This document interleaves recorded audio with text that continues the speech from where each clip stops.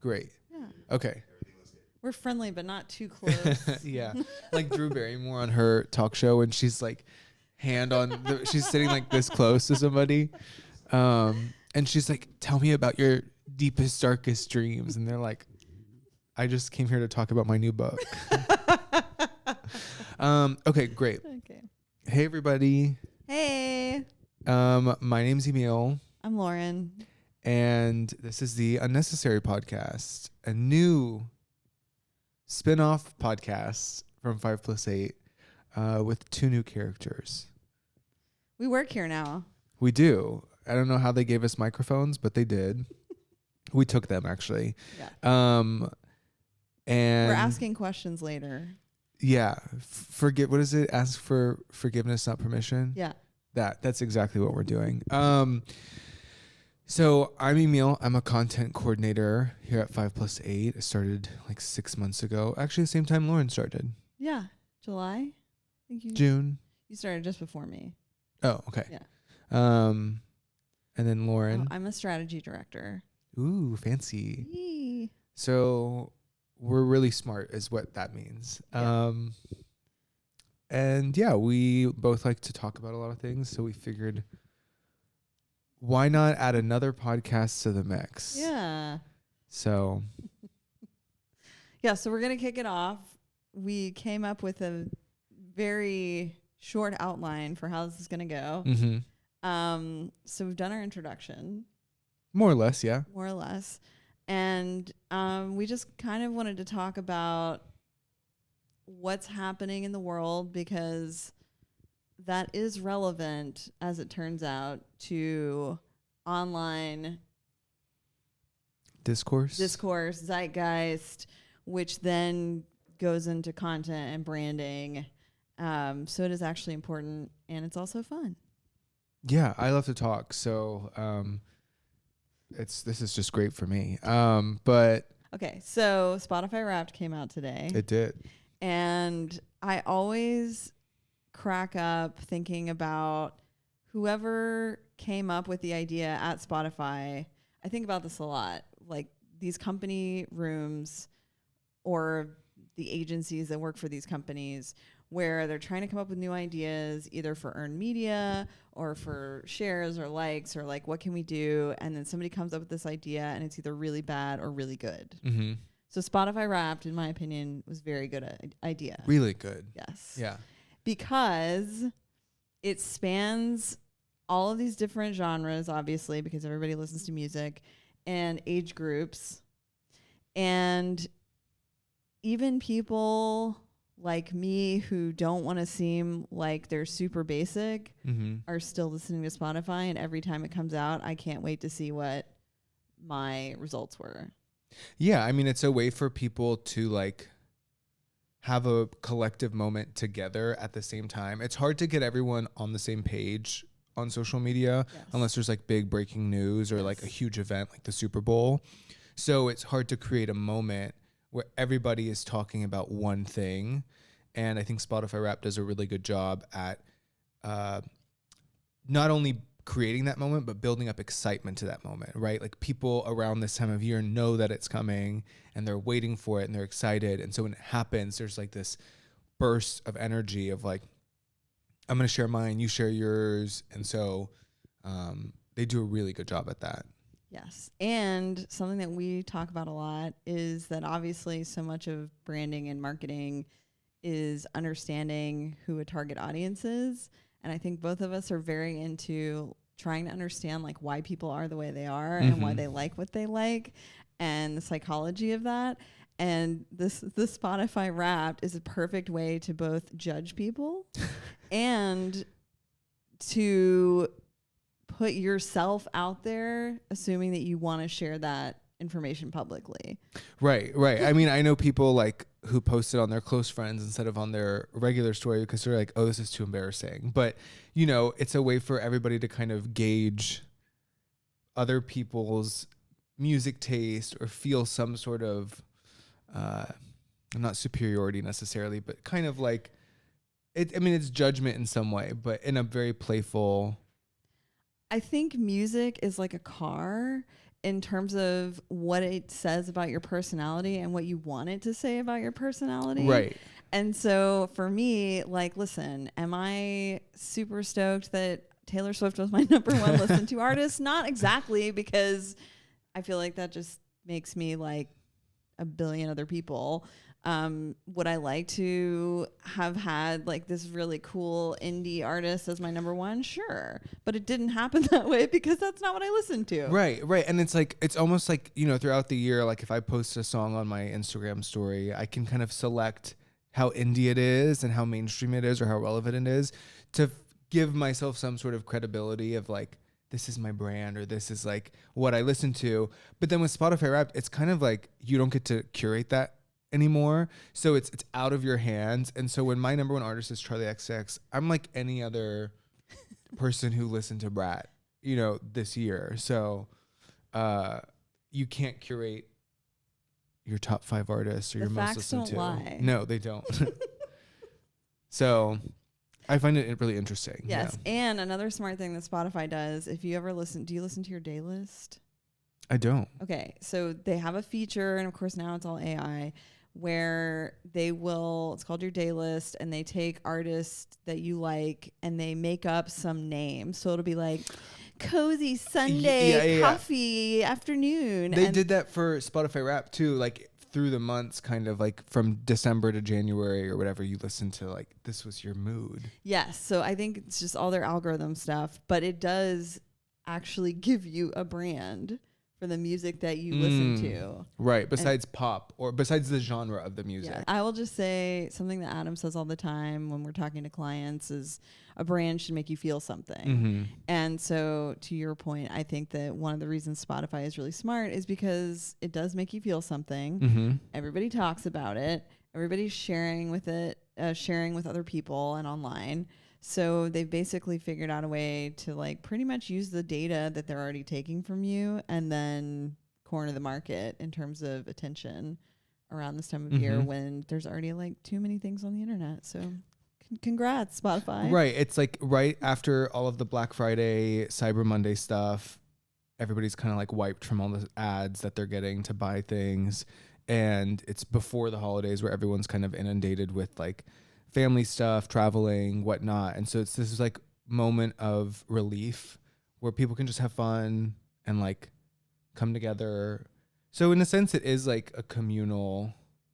And they're giving something to you instead of asking for something from you. Yeah. And it's like, God, everybody wants something from you these days. Yes. Like all of these companies, all of these online platforms want you to like post this and do this and do this. And with Spotify Wrapped, it doesn't feel like a burden to participate. It's like, it is giving us something, you know? So I wish they would just pay the artists more. But Yes. But I think if more brands do that, I know it's something that gets said every year by every marketing guru or whatever, but the fact is it's true. Like we respond better to things when I, as a consumer, don't feel like you're asking me something, but you're giving me something. yeah, of course. And that makes me feel better about your brand. Right. Because I don't feel like a sucker. Yeah. Even though I actually did not love my Spotify algorithm playlist this year.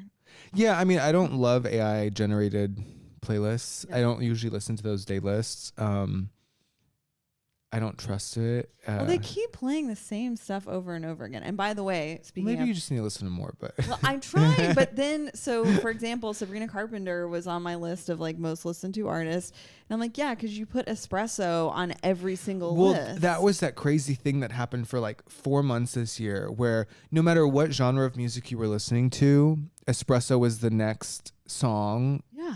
And so there was this whole theory that like espresso, they paid to have espresso be the next suggested song. Yeah. I'm not a conspiracy theorist, but I do believe that is true.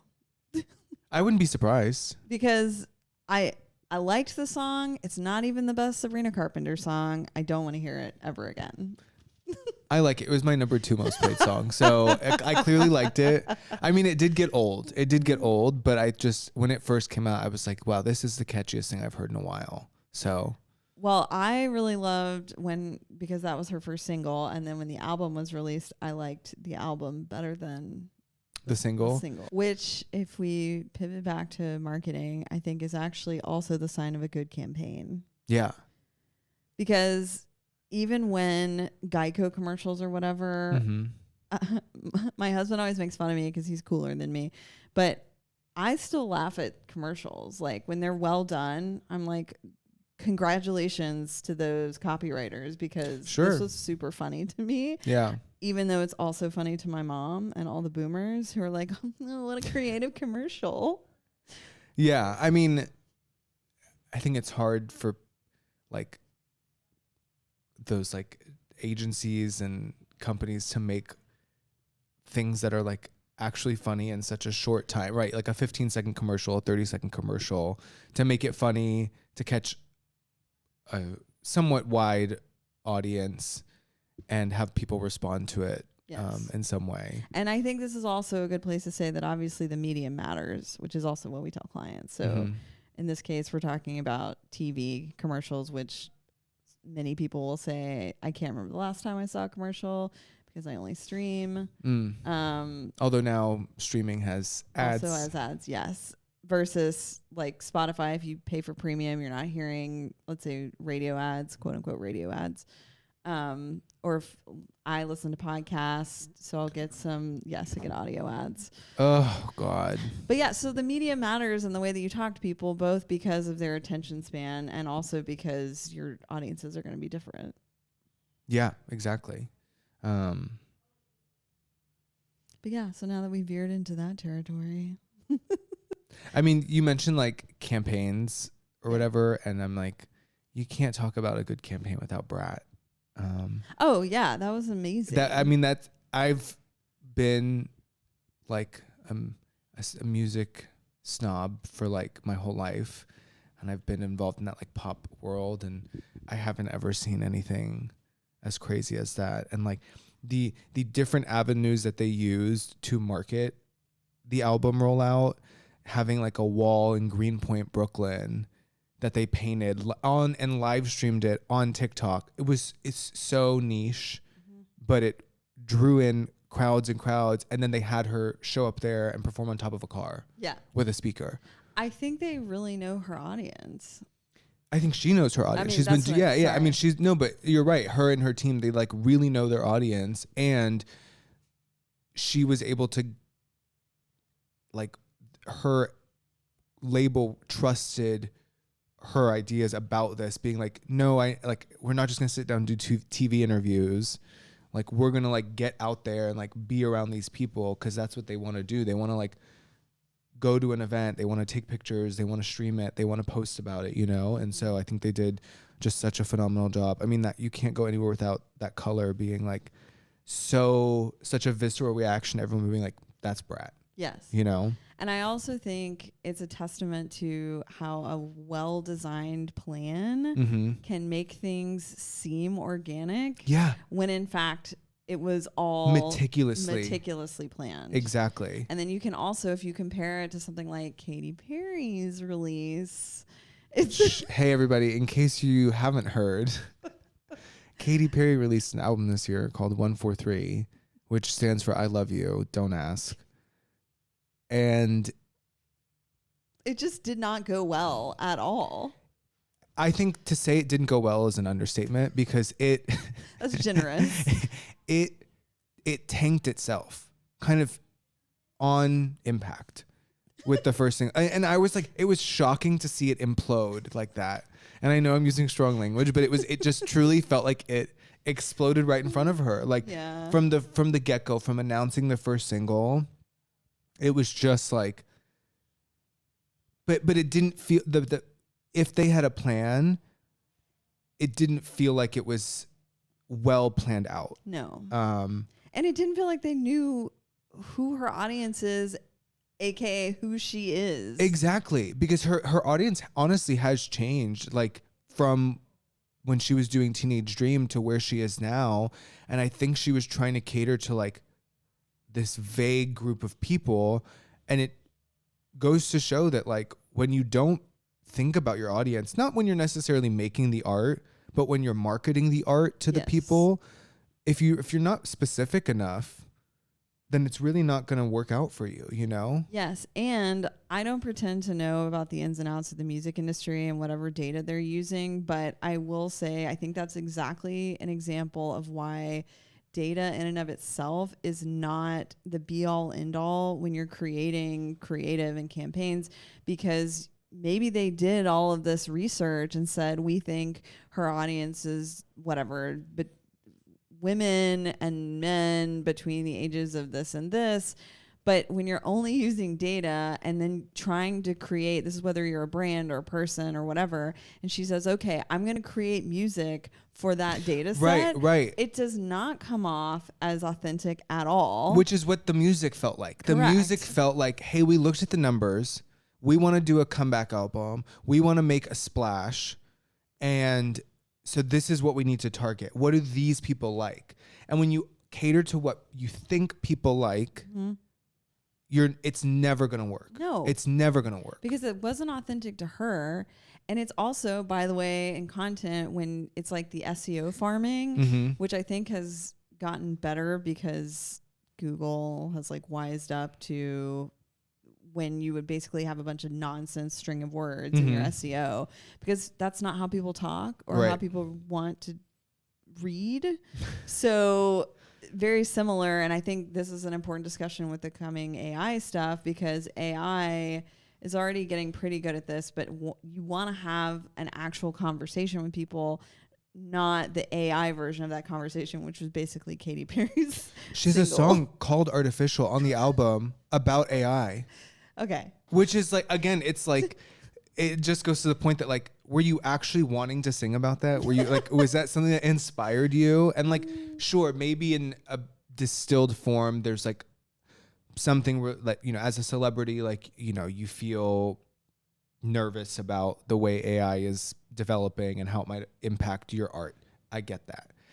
But when the song sounds like it was made by AI, it's just hard to believe that that came from a genuine place. Yeah. And I think the discussion about AI and how it's going to affect creatives and like our industry is obviously important. It's going to keep coming up and keep coming up. But the fact is, if you're creating something that anybody can generate, then it's not very good or very interesting. Exactly. So if you are going to use AI, then you need to wield it in a way that stands out. Otherwise, literally everything is going to read the same way. Yeah, exactly. Yeah. Last thing I'll say on this is that what you were saying about like, you can't just look at the numbers, the data to say that, oh, this will be good. I think it speaks to the idea of how strong emotion plays into a successful marketing campaign. It has to come from a place of like feeling, and it has to generate feeling from somebody. You can't dictate what that feeling is going to be, which I think is, again, why Brat was so successful.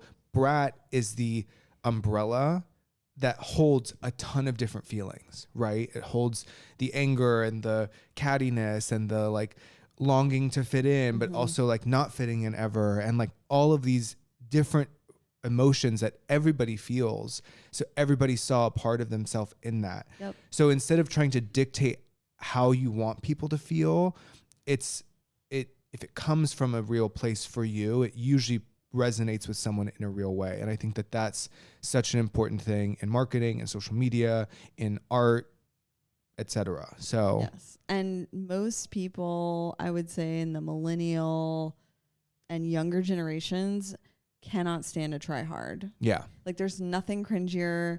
There's nothing more like cringe inducing and, oh, sweetie. Yeah. Because yeah. it's sad. Yeah. And in the age of influencers, you can get away with a lot, but the try hard.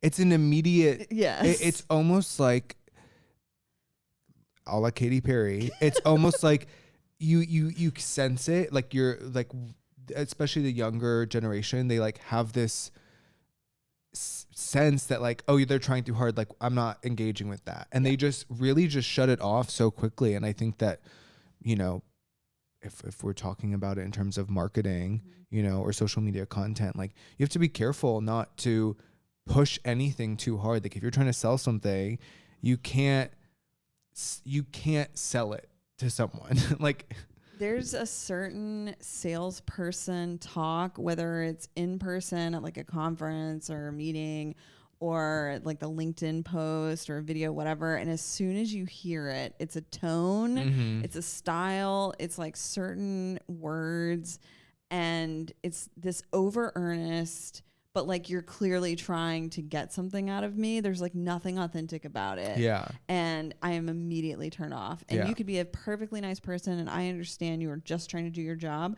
but I don't want to hear it from you ever again. Well, and exactly. And it's like you can tell they're trying to get something out of you.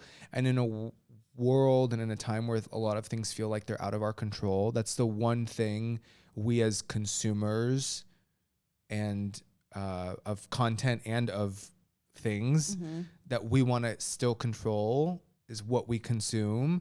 And so to be told like, hey, I want you to consume this, or I'm going to make you consume this, I think people get really turned off by that, because they're like, no, it's the one thing, like I'm good. If it was good, I would consume it. But now that you're trying to tell me that it's worth my time or my money, I'm not going to do that. Yeah. I always used to hate when people would use the term show, not tell, but that is basically what you're saying. Yeah. It's like, if you have to tell me how great it is, it's probably not that great, because I would have heard about it.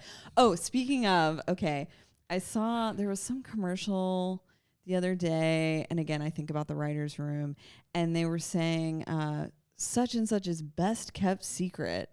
And I was like, I don't believe you. Like, if you were so great, it wouldn't be a secret. And there is no such thing as a best kept secret. Why would anyone want this to be a secret? Yeah. You're a business. Yeah. And it's you're putting it into a commercial. So you're telling everybody. Yes. So it doesn't feel like a secret. You know what I mean? It's not. And it's so inauthentic. And I was like, somebody clearly, they were phoning it in. Whatever agency did this was like buzzword.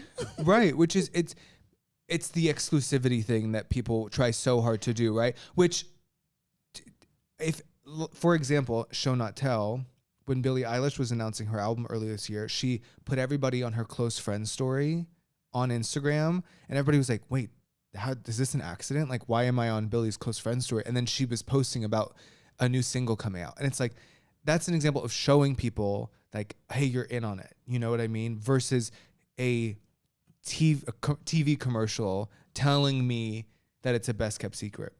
Yes. And also, am I dumb? Yes, exactly. Am I dumb? Yes. And you hit the nail on the head, it's because insulting. I'm sure when they were ideating, they were like, okay, let's really focus on how exclusive this is. Or how exclusive we want it to be. How we want it to be, because it's not. Because it is literally an open business that you walk in and you purchase things. Yeah. That is not exclusive. No, it's not a Birkin. Like it, you know what I mean? Like it's crazy how much people are willing to like generate things that don't exist to make people try to feel something. It's like, you don't have to try that hard. Exactly. It all ties back into like trying hard, right? Yes. So like, and also why it is worth hiring somebody to help you with messaging so that you don't come off that way. Yeah. Because the other thing I think is you spend a lot of money on this. A lot. And like, how are you measuring success with this? Because I guarantee you that's not the thing that brought KPIs, ROIs. But okay, so yes, so this again goes back to like data can be helpful, but it doesn't tell the story of how people feel about your brand. Cool. So what is our unsegment? So kind of what we've been talking about, this is the time of year we're going with unavoidable. Okay. So these are the things that are totally unavoidable this time of year, like Christmas music constantly playing. Right. So, and again, I know this is going to date when we did this, but I read this really interesting newsletter from Ann Helen Peterson about how prolific the gifting lists have become. Yeah. Because everybody and their mother has now a curated list of gifts. And what's so interesting to me about them is I personally love them. Like I love a gift list and I have for years because I think that they do speak so much similar to the music. Like what kind of person likes these things, who is giving the advice and like what is their taste and how does that reflect back on me. So if I think that they're cool and they have really good taste, maybe I'll get outside of my comfort zone and therefore be cool by buying something that's on the list. Right. Cool by association. Yes. Yeah. People will say, wow, where'd you get that? I just thought of it. It's this place I know. And it's like, I fully found it off of somebody that I follow. Absolutely. Yeah. But if they don't follow that person, then you are the cool one. Right. Which is how I built my brand for 27 years is cool by association. Yeah. Yeah, no, I didn't know the gift guide was a big thing. And that you sent one out earlier for us to create or Adam did. But, I was like, oh, this is really cool. And then I actually saw somebody. Do you follow Evan Ross Katz on Instagram? Yes. Oh, love Evan Ross Katz. But he's pop culture journalist, like really deep in that world. But he posted a few days ago being like, okay, it's that time of the year, time for the gift guide, which was my most viewed post of last year, which is crazy because he has like a lot of viral posts. And still the gift guide seems to be like the most... Yep. That's what Helen engaging Peterson was saying as well, because she's has a lot of like academic type discussions, but the gift guide is one of the most popular posts. And that's also part of the reason that people do it so much is because there's also affiliate links. And so that offsets what used to be in traditional magazines, all of this ad spending, right? Because all these brands would spend all this money to be in the magazine or the newspaper. They're not doing that anymore. I sound like a dinosaur. But the new version of that is to have these affiliate links. And so the people, all the new media, which are individuals, then that sort of takes the place of the commission that they make on those affiliate links. Yes. Yeah. So not only are the posts popular, but it's generating a lot of money for the people so that they can afford to keep doing it. Interesting. Yeah. So I'm like obsessed with this kind of stuff because I think the individual influencer, the idea that a person could be a brand is so wild to me. And like now it's sort of commonplace, but that didn't used to be the case. Yeah. And so now the fact that like individuals become companies. Martha Stewart, the OG influencer. Did you watch the documentary? No, I haven't. You should watch it. Okay, I think you would like it. She doesn't want to be there. It's the funniest thing. She's getting interviewed and she fully is like, don't ask me that question. And they keep it in the documentary. She's like, I don't want to talk about that actually. I don't like being sad. And they just like move on. It's so funny. Yes. But she's like the OG influencer that like, she was the brand. Her and Oprah. Yeah. Yes. But see, even them, they had like access to major money for television and a magazine. Right. Like they basically created these media empires that now influencers can do. They might hire a team eventually, but they kind of start on their own and then they become a brand, which is also, by the way, why I would never want to do that. I think like be an influencer. Yeah. I think partially I'm too old. Like, not that there aren't people my age and older doing it, but it's just not appealing to me at all. Because growing up through the internet, this is not the internet that I like, the one that we have right now. Correct. I don't either. I like the Tumblr internet, and that's like, yes, I'll die by that. Blogs were great. Yeah. Maybe I don't know, maybe we'll make a comeback and we'll swing back to that eventually. I think we're on our way back there. Yeah. We just need to like Substack? Unplug. Yes. Okay. So I pay for several Substacks. Yes. I've never paid for a Substack. And I imagine that like that totally makes sense. I spend entirely too much money every year on Substacks. But it's because I miss the blogs and I want to like pay people for their work that I like and that I get value out of. I mean, that's great. But I'm also a very specific type of media consumer. Okay. I also still have print magazine subscriptions. That's understandable. I do like a print magazine. I really do. Well, especially for photo. Yes. And I was going to say, and there's actually still these niche, beautiful magazines that I don't subscribe to, but like specifically for like art and travel and geography, like for these beautiful photos. But they're expensive because they're expensive to produce and they're not mass produced. Right. So that makes them even more expensive per thing. So anyway, I think there's a lot of, but that also speaks to like the niche audiences, which are sometimes you're not going to get the same reach, but you're going to get a better reach because your audience is more into that and there's less competition. Yeah. So anyway, I will say regarding Christmas music, I don't love Christmas music, but I saw Mariah Carey last month and it was a Christmas tour and she sang Oh Holy Night and something changed in me. I love Oh Holy Night. It was when sung well. Yeah. Like a Mariah version, I have to imagine was pretty good. It was so good. And she had like a full choir with her and I was like, oh, this is great, you know? Okay. So yeah, I'm into that. So I love a production moment in that way. But yes. I think the consumption of Christmas music, like ad nauseum, is that the right phrase? Yes. Okay. Is nauseous at this point. Yes. It's like, it's so... People are like, I love Christmas time, and they just put on any Christmas playlist. That's an assault on my ears. Because I don't know what's coming out of that. Like, you can love Christmas and not love every single Christmas song. And you also don't have to play Christmas music every day of December. That's correct. I don't want that. It's a marathon, right? It's not a sprint.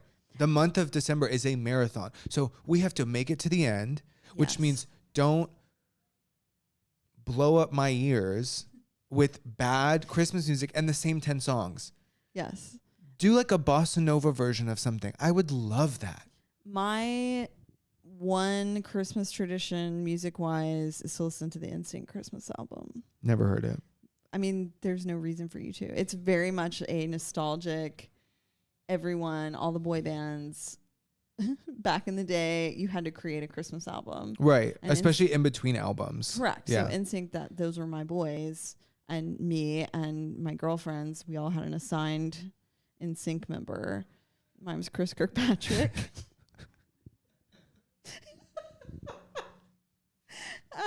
I chose that. God. Oh, you chose that. I chose him. Did you have a reason at the time? I thought he was cute. I don't know. Like the white guy with dreadlocks. Why? I don't know why that appealed to me as like a sixth grader, but it did. He had also the highest voice. Which is appealing, I think. In some ways. But I still listen to that Christmas album, and the girlfriends that I grew up with, we text each other, and it's that time of year. It's the time for the NSYNC Christmas album. Yeah. If you've made it this far in the podcast, comment below what your favorite Christmas song is. And if you've listened to the NSYNC Christmas album, what do you like about it? And why do you listen to it? Hey, there are several original songs on that album. Okay? And that's difficult to do an original Christmas song. Yeah, but they did it with style and panache. Okay, everybody. That's probably a good ending point. Yeah, style and panache. So go out, live the rest of your day with some style and some panache. And we'll see you on the next episode of the Unnecessary Podcast. We might have a guest. Who knows? Anything could happen. If there's any topics that you want us to talk about, let us know, because I could talk to a brick wall for 3 hours. So, we could talk about anything. Yeah. Thanks. Thank you. Bye. Bye.